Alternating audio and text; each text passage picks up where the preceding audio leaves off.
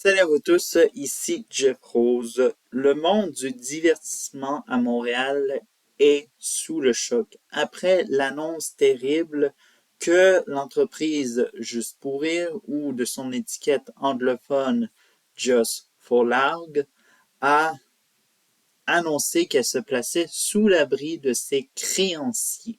Bon, certains disent faillite, mais bon, on n'est pas sur le bord de voir l'entreprise tomber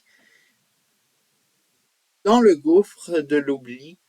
Et bref, pour l'instant, c'est tout ce qu'on a comme, soi-disant-le, détail à propos de cette soi-disant-le, de l'entreprise Juste pour rire.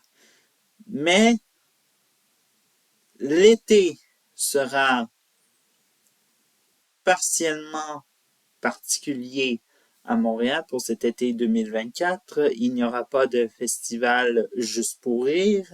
Il n'y aura pas également de comédie musicale.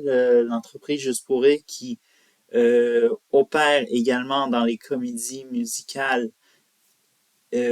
particulièrement en été, dont la comédie qui était attendue, l'adaptation francophone de la comédie musicale Waitress a été annulée. Alors donc, c'est tout un casse-tête, évidemment, qui s'opère. Mais, la question qui se pose, évidemment, comment en sommes-nous arrivés là? Et tout ça. Alors donc, il faut reculer dans le temps. Et on va trouver cette réponse-là avec, soi-disant-le fameux Grand Montréal comique. Alors donc, c'est peut-être un petit peu inconnu pour certains ou d'autres. Alors donc, plaçons-nous. Nous sommes en 2018. Alors donc, bon, il y a bien sûr ces scandales d'allégations, d'agressions sexuelles qui sont de plus en plus dénoncés en 2018. Et bien sûr, la tête de Gilbert Rozon tombe. Et qu'est-ce qui se passe? Évidemment, les gens mélangent tout. Juste pour rire, Gilbert Rozon, bref, tout ce qui est allégation, bref.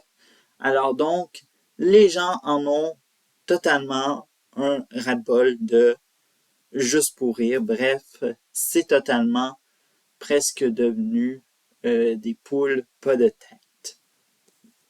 Tout ça. Et en réponse à cela, au lieu de voir des humoristes lucides, intelligents, de défaire Gilbert Rozon de l'entreprise Juste pour rire, eh bien, certains ont décidé, comme je l'ai dit, comme des féministes poules pas de tête, de créer un autre festival, celui qui se dit plus propre que Juste pour rire. Tiens, comme c'est bizarre. Mais bref, alors donc oui, bon, il y a plein d'humoristes connus qui vont aller faire la première édition du Grand Montréal Comique. Bon, tout ça. Mais malheureusement, ce n'est pas simplement qu'un nouveau festival d'humour qui va venir s'installer en ville. C'est même un festival qui, en arrière, a une mission très, et je dis très, très, très, très, très importante. C'est de détruire Juste pour rire. Bref. Alors, bien sûr, empiètrement, donc, le festival avait lieu en même temps que le festival Juste pour rire. Bref, alors donc, on fait tout ce qu'il faut pour, soi-disant, créer du tort à Gilbert Rozon et non à l'entreprise Juste pour rire, évidemment. Alors donc, on voit que certains ont mélangé tout, évidemment.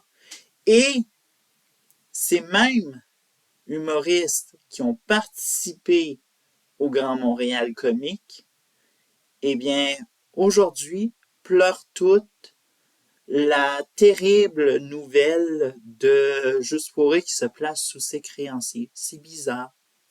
Et tout ça. Et on peut en conclure que dans les commentaires, il y a des gens qui ne leur ramènent pas le souvenir que le Grand Montréal Comique, c'était avant tout de créer du tort à Juste pour rire, qui en avait déjà assez avec les déboires avec Gilbert Rozon. Et voilà ce qui s'est passé.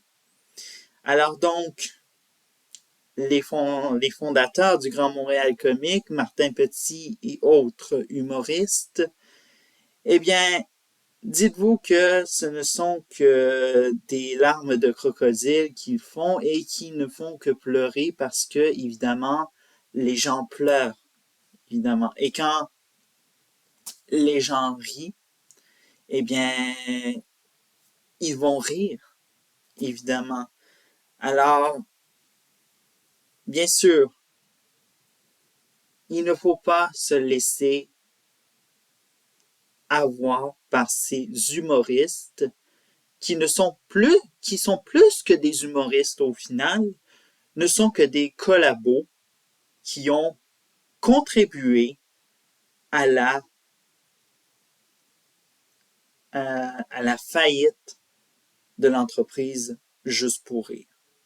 Car c'est de leur faute, ils ne la mettront jamais, mais ils ont contribué, malheureusement, qu'ils soient innocents ou pas, qu'ils n'aient jamais collaboré pour créer le Grand Montréal Juste pour rire ou quoi que ce soit, le Grand Montréal Comique ou quoi que ce soit, évidemment, ils et elles ont participé au Grand Montréal Comique.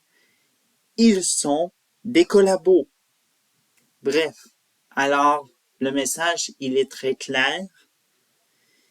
En tant que public, il faut dénoncer Martin Petit et autres humoristes fondateurs du Grand Montréal Comique et il faut leur mettre la vérité devant le visage. Bref. Alors, c'est tout pour cette Storytime MTL. On se retrouve mardi prochain. Au revoir.